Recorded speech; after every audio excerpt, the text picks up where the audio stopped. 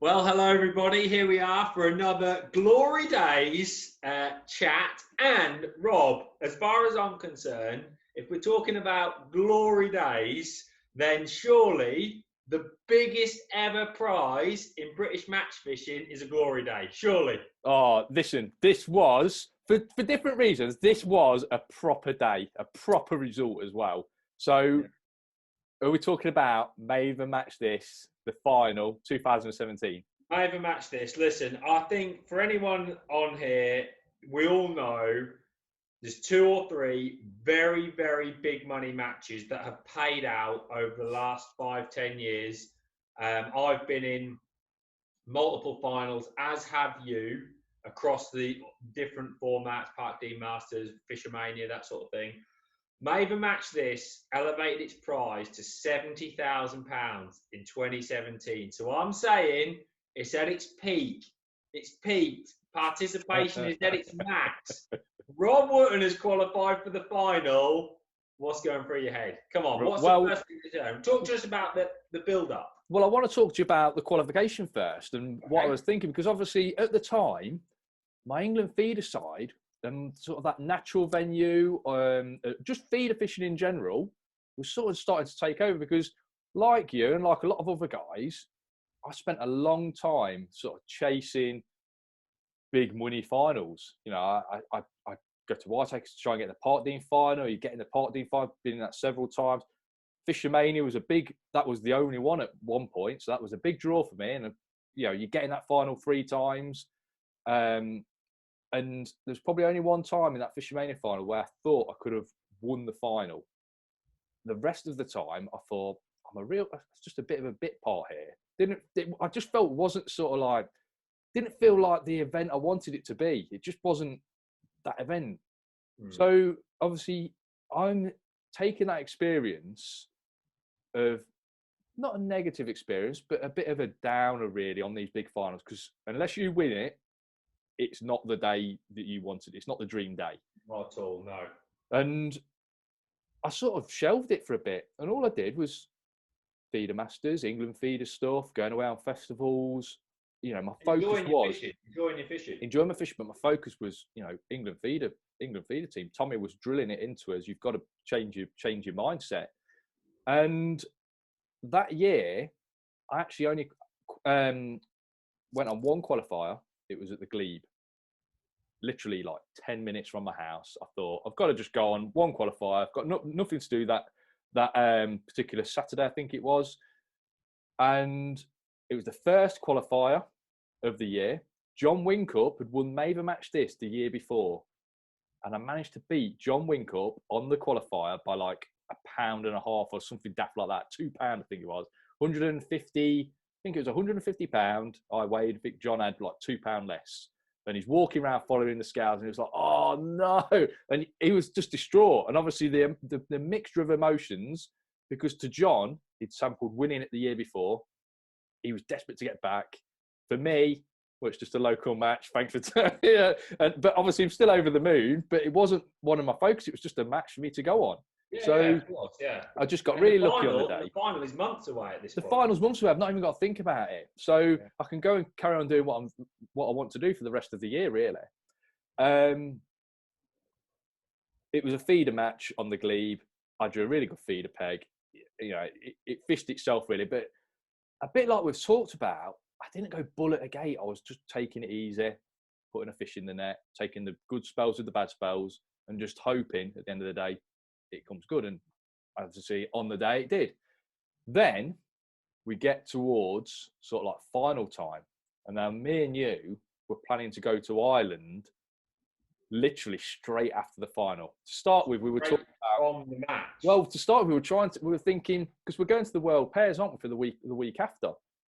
The match is on the Saturday, and we've got the World Pairs that starts on the Monday. The practice match is on the Sunday, so ideally we wanted to have a go on that.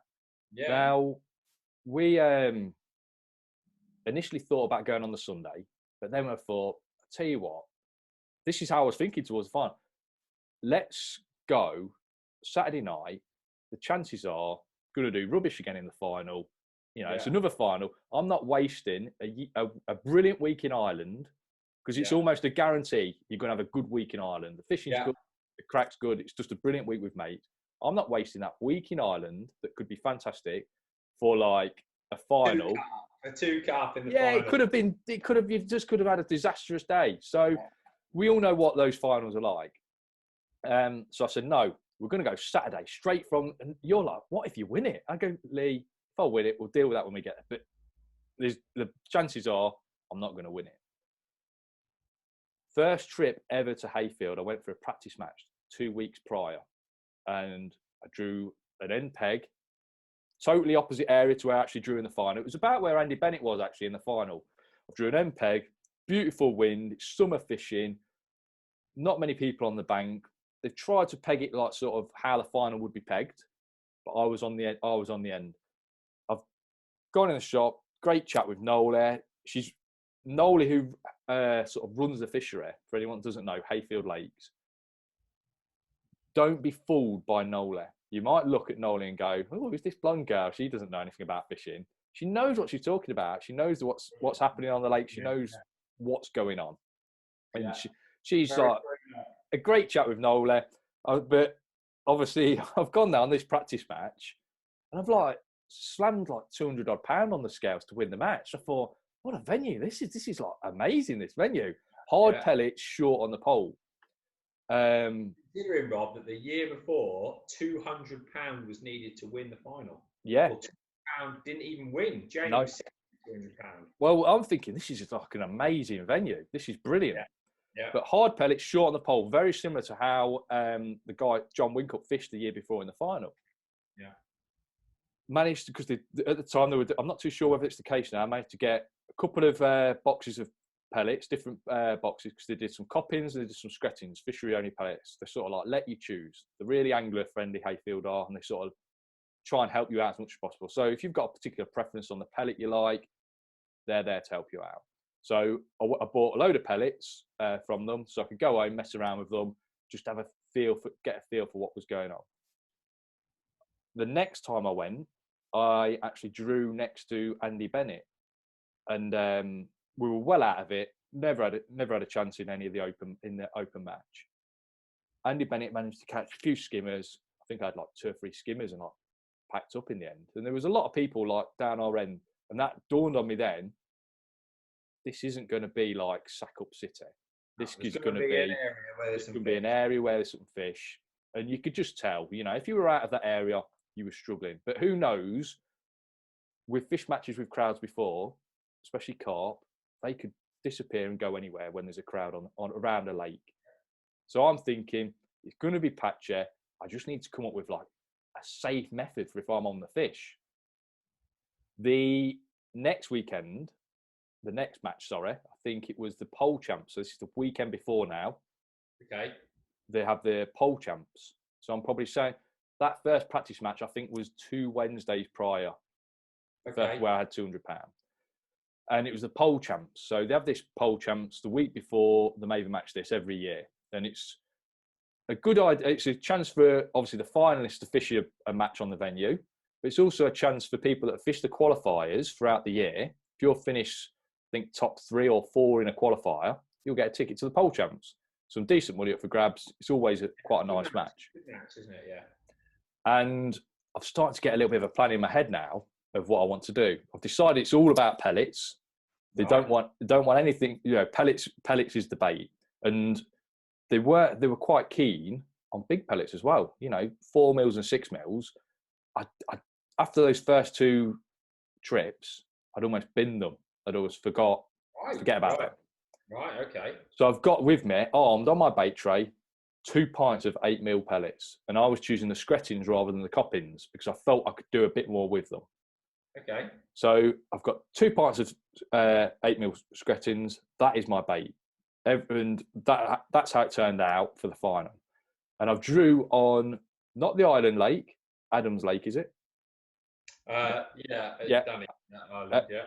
Adams Lake on the pole champs. I fished 16 meters, and what this day taught me was the feeding, and it gave me so much confidence in how to feed the peg to catch on the bottom, because I fished on the bottom, 8 mil pellets, and I was instead of feeding how you would sort of like with a waggler, 2 or 3 pellets, pellets, quite constant.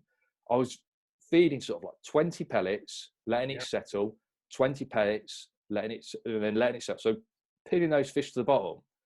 And it's all right, you're saying, well, that's obvious, you've got to pin the fish to the bottom. But just getting the confidence in that feeding was massive. Because it could have been 10 pellets, it could have been 5 pellets. If I felt those fish weren't eating the bait, I could have cut back. But because I was fishing a pole, I could see every little indication on my float. So you can read your feeding far better. So I knew that when I fed like sort of like 2 pellets, 2 pellets, 2 pellets, quite frequently. Yeah, the fish get your line bite. They were really difficult to catch shallow, but you'd get your line bite and you'd think, my feeding's wrong. And then sort of like hit on this feeding where you can sort of pin them to the bottom. Because obviously when you're fishing a bomb, which is the method I want to talk about, when you want to fish the bomb, you need to have confidence because you're not getting hardly any line bites. You're not getting those indications on your tip like you would on a float. So that day, although it was on a separate lake, both lakes I think fish very similar.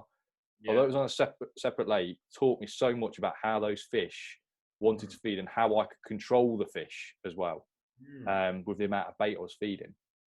So we're now into the last week before the final. The final is on the Saturday. The venue closes on the Thursday, I think, for a bit of maintenance and making sure the grass is right. So of course, at this point, you're getting all your stuff ready for Ireland. Yeah, I'm getting everything ready because we've got the plan of doing 2. I've got my commercial fishery gear. I mean, you know how I fish anyway. I like to keep my box set up, carryalls and all that very consistent. So I've got rod holders all being rigged up with braid rods. So I've got all my braid rods in like 2 or 3 rod holders for Ireland. Yeah. I've got my top kits, obviously, lighter elastics and top kits in there. Then I've got another couple of rod holders that's my commercial fishery stuff for this may even match this final coming up, because I've still got to put the effort in, and obviously I'm putting the time and effort in going practicing. You've done a lot of prep, yeah.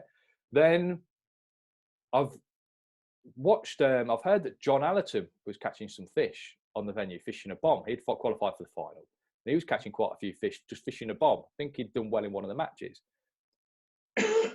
And I went for a practice thought, I've got to get my head around just fishing a bomb. I've got the feeding okay. I just want to go and make sure that my sort of bomb rigs, tactics are all spot on. So last day of practice, I've gone and fished on Danny's. What I don't like to do when I'm practicing is go and sit near someone, really. So I feel I don't like the ethics of doing that. I don't like, especially when you're practicing, I don't like to go and sit on someone's shoulder. Same as I don't like to sort of like poke my head in and see I don't want to openly see what someone's doing. Now, if they're daft enough to show it you in some sort of way, I don't want, that's fair game, I think.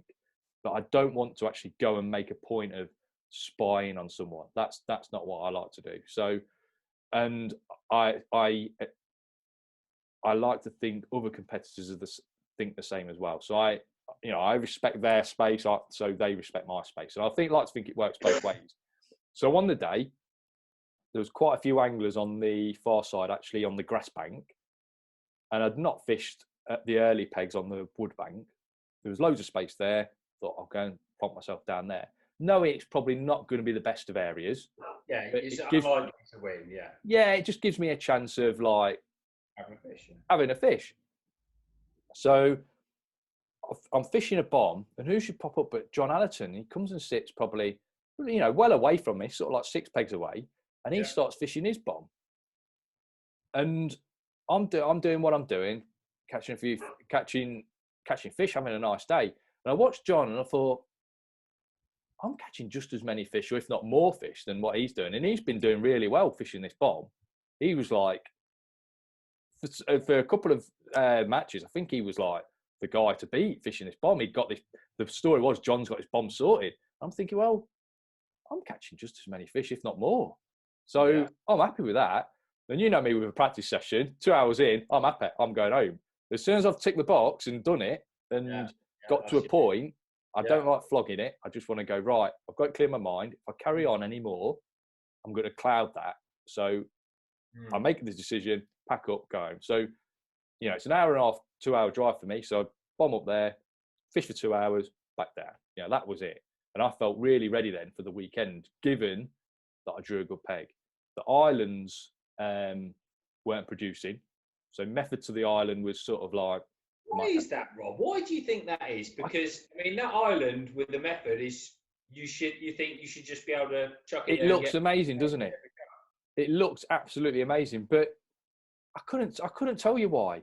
I don't know whether it was because of the baits that you're obviously putting around your feeder, because they were really tuned into big, hard pellets. Now, I think if you could have reached that maybe with a pellet waggler or a bomb or something like that and fed those hard pellets against the island, it'd be a different story. But on most of it, it's quite a long chuck, so it's a method feeder job. And no one was catching anything on a method. It was like, you'd look at it and think, well, that's a method chuck all day long. Yeah. You just couldn't get a bite. Wouldn't go round, yeah. Wouldn't go round.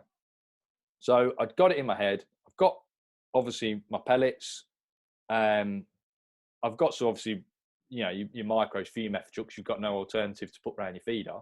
And, that was it, really. That was me. The draw is the night before. And it's quite a nice occasion, the draw, because there's a bit of a dinner. All the anglers are there. You can take a partner if you want to. I like to try and stay reasonably low key. I just go and sit with a few anglers, draw my peg, and then back to the hotel. That's me. I always like to try and sort of like focus on why you're there in the first place. And for me, I've noticed it so many times, and this is where I think the experience of being in finals comes into it. So many people, I see it on the lead up to finals, their first final, they're just buzzing to be there and be part of it. Yeah. And I always think, and you might, I see it on like a social media post, can't wait for the final, and you see these guys and they're winding themselves up getting to this final.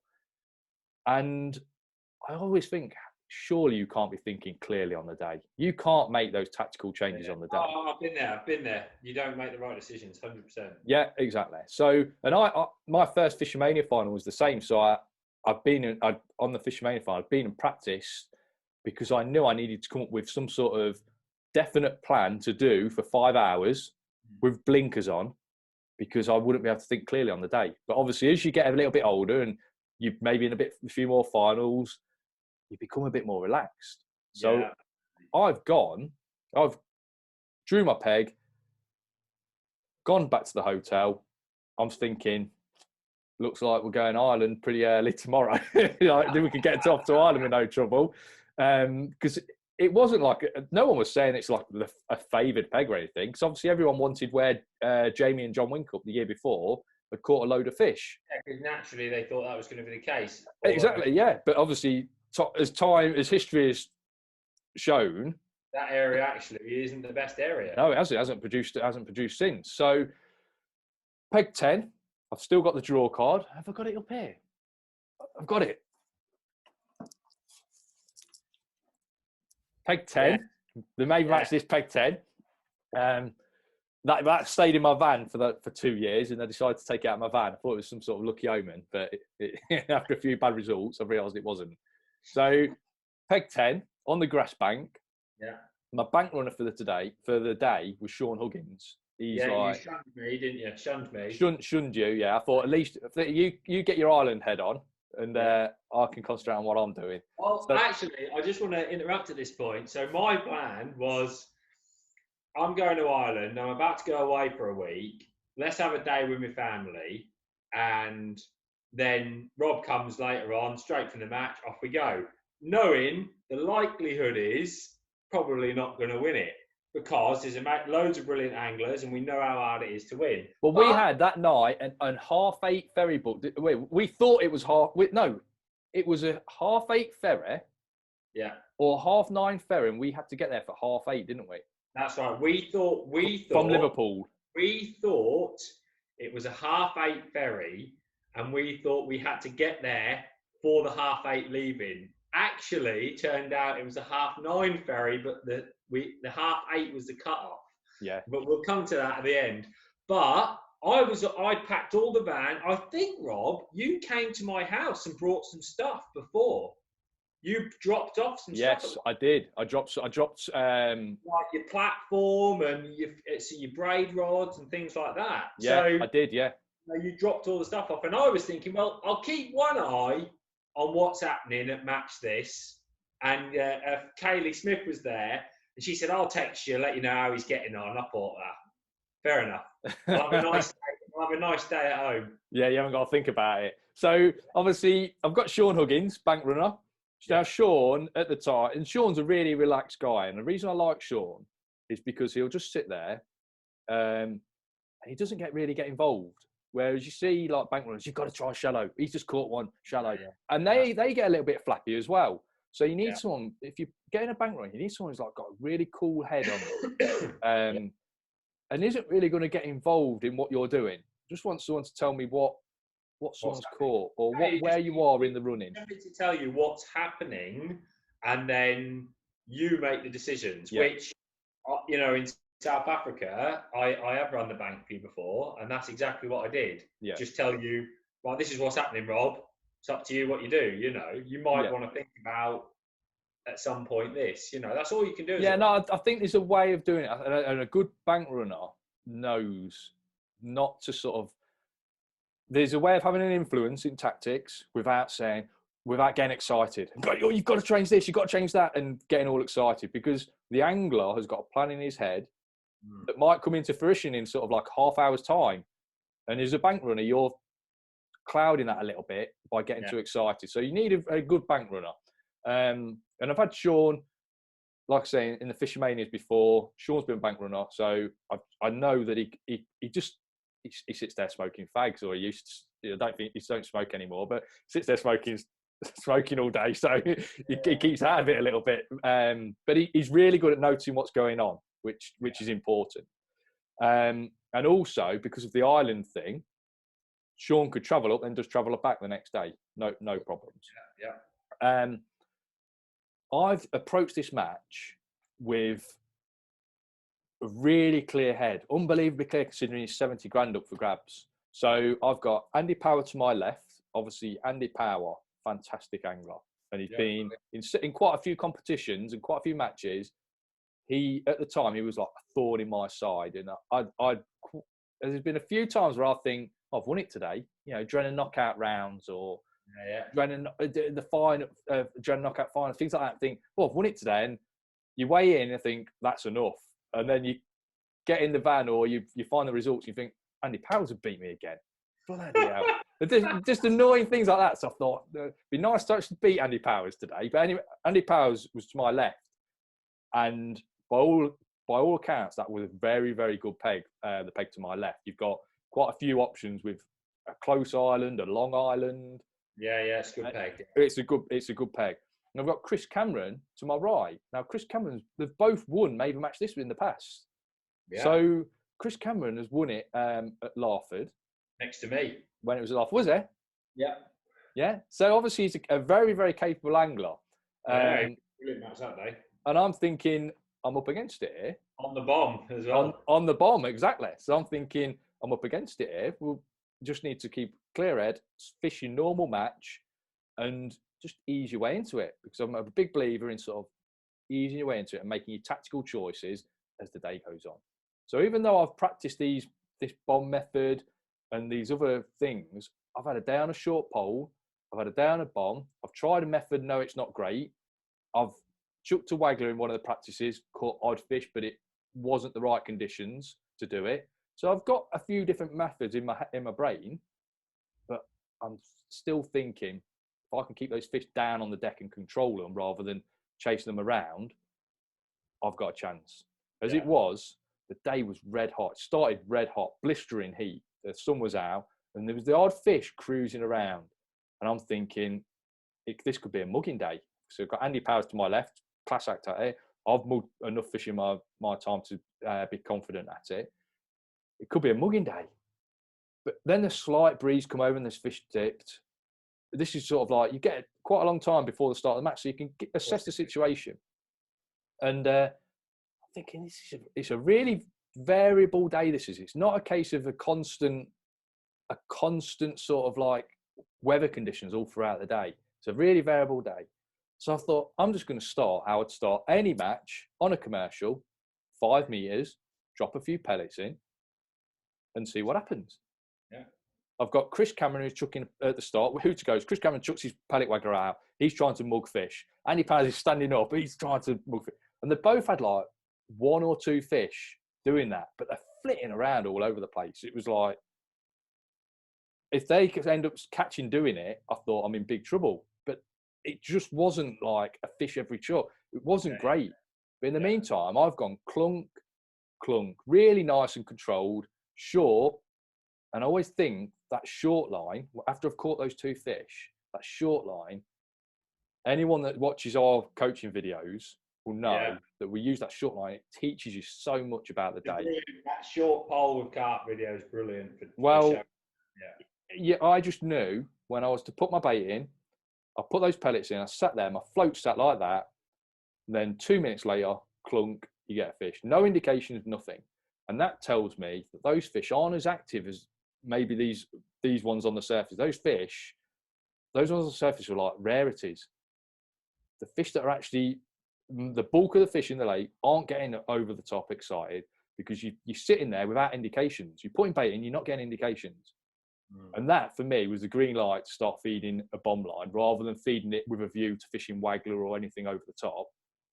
I was feeding it with a view to catch on a bomb at this point. I'd fed nothing at all. I literally started at 5 meters. There was bait going everywhere at this point by a lot of the other guys.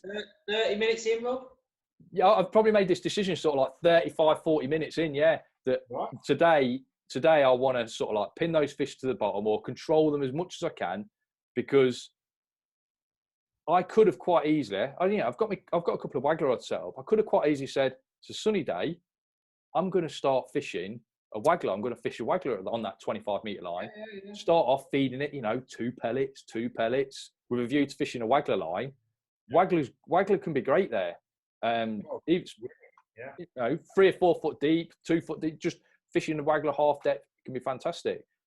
But the fact that I got no indications and no line bite short, and these guys that were catching these cruising fish that were around, there weren't loads of them. They weren't catching them easy. And they weren't catching them easy. I thought, this is good. This is just going to be a tough old match. I reckon I could just control my little area of the swim a lot easier by fishing a bomb. There's people on the bank. I'd love to have fished my pole at sort of 14 and a half, 16 meters, similar to the practice match, and do it on a pole. But there was a lot of people on the bank, especially on that grass bank, and I just felt that those fish should just push a bit further out. Bomb is your next best option. Well, like 20 meters? 20, 25 meters. So I've started feeding, those 20 pellets and 20 pellets. 20 pellets twice, let it fish. And chucking my bomb over the top. Now, rig for the day was like a foot hook length, ounce bomb, an inline bomb, and I got size 12 hook on, quick stopping, and I drilled the pellets out. I always think they sit better when you've drilled them rather than banding them, because you just, obviously they're quite big lengthways, but when you drill them, they just sit a little bit better. Interestingly, I've got a little tub of red pellets, which since obviously the final fish, I know that Andy Bennett's caught a few fish on red pellets as well. I don't know what I used the Robin Red hook off for some of the day and just mixed it all between Robin Red and the Screttins. So I don't know what pellet Andy was using, but I ended up having a little tub of Robin Red and then obviously a tub of my standard drilled Screttins pellets as hook bait. So really simple. Feeding those pellets, 20 pellets twice. So like 40 pellet raining in onto the bottom, chucking my bomb over the top, sitting there. And bites weren't like mega quick. That's where the confidence of the method being right had to come in. Then your tip would get towed round after like 5 minutes. No liners, nothing. It'd just be 5 minutes, tip would tow round. And for that sort of like first 3 hours of the match, it was brilliant. It was brilliant fishing. I mean, I get a text after about an hour and a half. Rob's winning. Right. Well, it's only the first hour and a half. 3 hours in, he's gonna win it. Is my take. Right? So I'm like, right. So I get in my car off to Hayfield. I'm thinking he's gonna win it. I've got to go. Gets to Hayfield. There's about an hour and a half left. And I get there, and all the crowd is behind you, Sean Cameron, and Andy Power. Sean Cameron, Chris Cameron. Sorry, Chris Cameron. Sorry, Chris. I like Sean. Yeah, we all like Sean. Yeah. The Sean Huggins is through me. Chris Cameron, yourself, and Andy Power, right? And it's a decent crowd, so I sort of waddle through. It was a big old crowd, weren't it, as well? Big crowd, yeah. And says, "What's happening? What's happening?" Well, he was miles ahead, but it's closer than it was. Yeah. Right. So, because like 3 hours in, you've just said you've had a brilliant 3 hours. I'm getting a text, get ready. You're having a free week in Ireland. Right. So I'm thinking, oh, happy days. This is all going to be fantastic. And when I get there, the tones change. It only takes me 30 minutes to get there. There's an hour and a half to go. And it's like, yeah, he hasn't had a great 30 minutes. And other people are starting to catch fish. And just before you pick it back up, I think it's really noticeable at Hayfield or on any carp venue that if the carp are in an area, very rarely does one person get 5 hours at them. What you tend to find is you get a block of time on the fish, and then they can drift like left and right. And if you don't make the most of that time, you won't win the match. And so far, what I'm picking up is you've controlled your time when there was fish there unbelievably well. Yeah, I always think you just got to make it like simple for yourself, because look, carp fishing, it can be really simple. It can be really simple if you're on the fish. And what you don't want to do is when you're on the fish, muck it up. So just keep it nice and simple, and just don't make the mistakes. It's all about not making a mistake. So you talk about this last hour and a half. I'm thinking, now you've won it. Are you counting the money at this point or what? No, you know what? I'm not. I thought I've got a chance here. Yeah. But obviously, fishing changes so fast, and I always think it's not won till it's won. So you've got right to the end. Thinking. And Chris Cameron, to my right, it started catching the odd fish. He was catching bigger fish than me. I think he had 2 real big ones, didn't he? Yeah, he had 2 in 2 chucks that were like big. I'd got Andy Power to my left, who's everything. You know, if you watch Andy Power fish, he's like an octopus. He's got a waggler rod in his hand 1 minute, then he's got a pole, then he's got a bomb rod, then he's chucking in he's so active on the bank. But he was having a tough old day. He was like hooking the island and like pulling out a fish, and just got himself in a bit of a tiz a couple of times. But he was catching odd fish. And my bomb line had just gone, but it was fizzing like really bad. And I thought, I need to come off this. I need to just calm it down and come off this.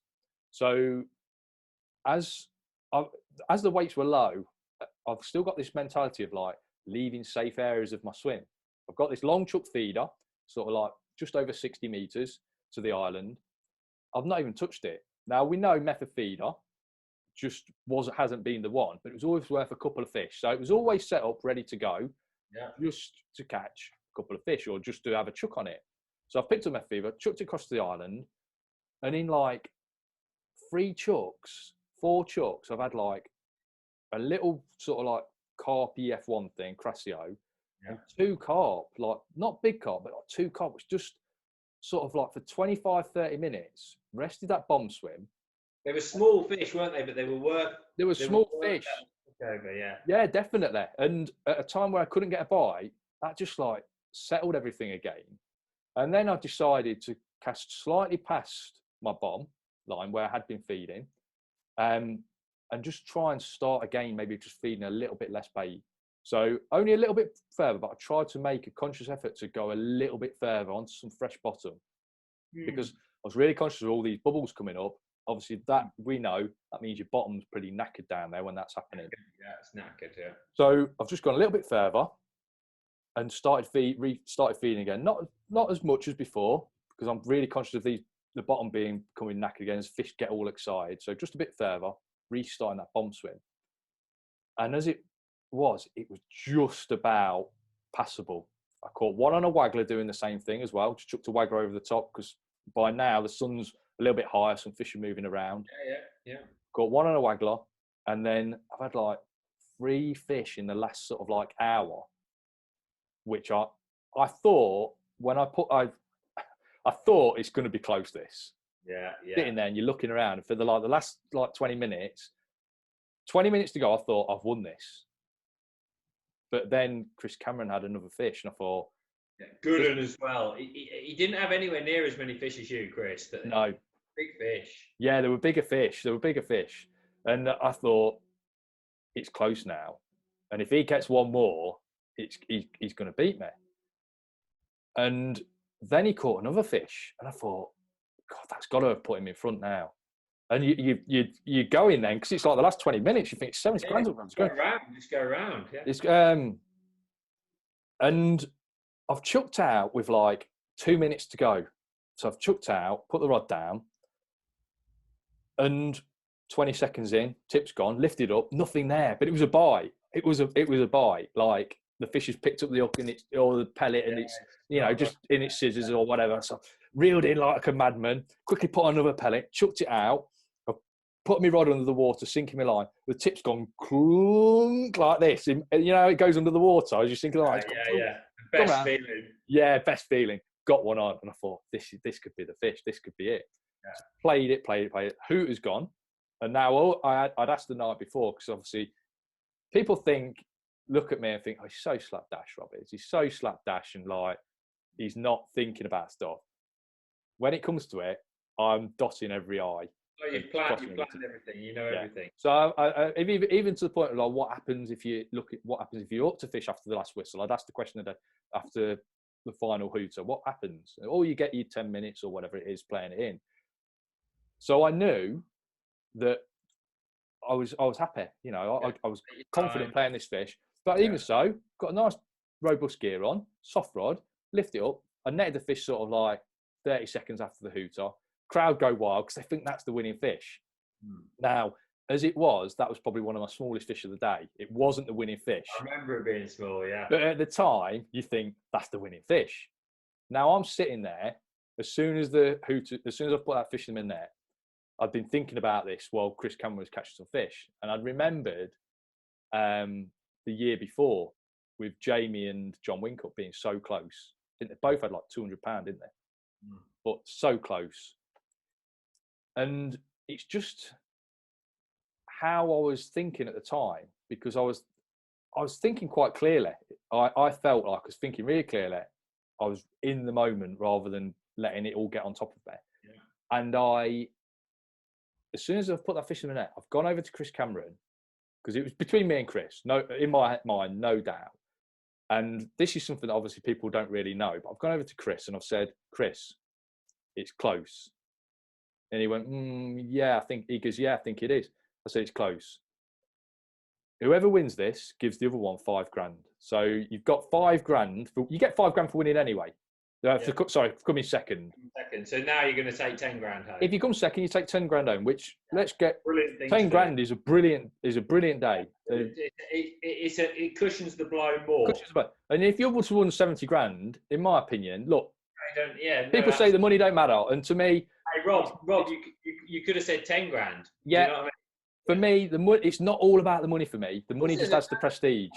Yeah. So to lose £5,000 off the 70 isn't an issue. So, and he looked at me and he was like, I said, Chris, and I put my hand out at Chris. I said, Chris, there's nothing to think about. Shake my hand. And he shook my hand, and that was it. So as the scales have come around, Andy Power's first away. And bear in mind, it's a low weight match. Nowhere near the big weights that we've been catching. No. I've got the weights. Andy Power has weighed 37 kilos. And I'm thinking, Sean's gone to me, you've got that. His fish, he was catching he's catching the odd F1 and stuff like that. He's got a bit more than you thought there, hasn't he? Yeah, he has. I thought, Andy Powers has got like £70. And he's weighed 37 kilos, which is like £80. Yeah. I thought, have I got more than I think then? So obviously there's all this going through your head, because you've got to remember as well, my best part of the match was quite early on. So you almost sort of like forget. Yeah. You almost like forget, or you start doubting yourself what you've actually got. So I'm next to weigh in, 42 kilos. I thought, whoa, that's like, yeah. Hey, listen, only just over £10 more than Andy. Yeah. But I'm still thinking 42 kilos. Yeah, that's about right actually for what the weights we thought we'd got. That's about how far I thought I was ahead of Andy. But it's just a case of like we didn't realise we both got as much. And then it's down to Chris Cameron. So obviously that last fish I caught was probably like £3, so 1.5 kilos. Yeah. And Chris Cameron's weighing in like 39 kilos. So he's 2 kilos behind me. So that last fish wasn't the critical fish. It made it a little bit less stressful though. Yeah, but it made it less stressful. And obviously for the drama as well of the whole occasion. And you know on them finals, and I've obviously I touched on it earlier where it's like if you don't win, it's such a come down at the end of it. But by the same token, when you put the net under a fish that everyone thinks is the winning fish, it's like the crowd behind you, because the crowd on the day was like, that is proper. That was proper. It was proper. Like I said, I've had it happen. Some of them are your mates. Some of them have had a bet on you, so they're actually rooting for you. It's like it's like scoring a goal. Everybody cheers. It's bizarre. Yeah. Yeah, especially after the match as well, because there's quite a hush during the match. There's a bit of clapping, a bit of a muted clap, or a bit of because it's during the match. But after the match, when it was brilliant, fantastic. So then it was a case of pack the gear up, get in the van. I'm not even following the scales because I'm thinking, it's not a case of like a smaller open match where you think, I wonder if the scalesman's doing his job right, or I best check these scales. I'm thinking this is being done really professionally. There's nothing I can do. I know Andy Bennett's caught around the other side. I need to check that, but I'm not being in the big crowd of everyone doing the scales. I've got to get off to Ireland. So me and you've got your van behind. So we've chucked all my gear into your van. Yeah. Left my commercial fishery stuff in your van. In my van. Yeah. And then sort of like, right, now I can go off around the other side. And it took like whatever, 10 or 15 minutes. Yeah. So obviously you driving to Hayfield saved us like the vital minutes when it comes to it. Yeah, saved us 15 minutes for definite. Saved us 15 minutes. So round the other side, like walk round the other side, watched Andy Bennett weigh in, and then I've realised Andy Bennett's not beat me. I've won it.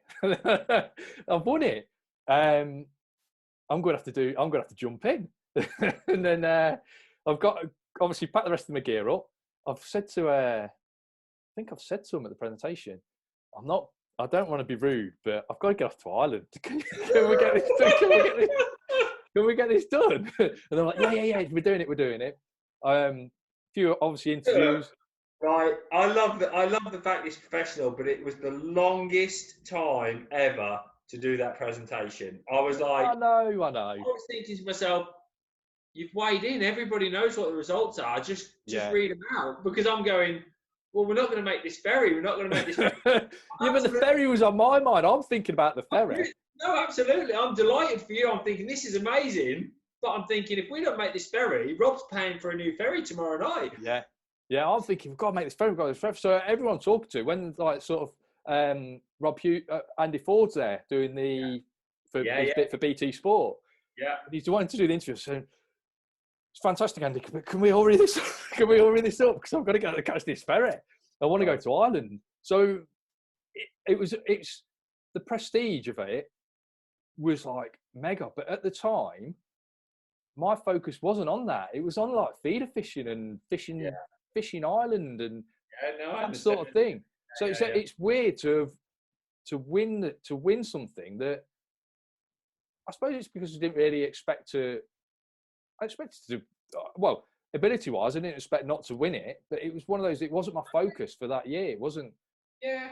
It wasn't my focus. It's nothing to do with ability, is it?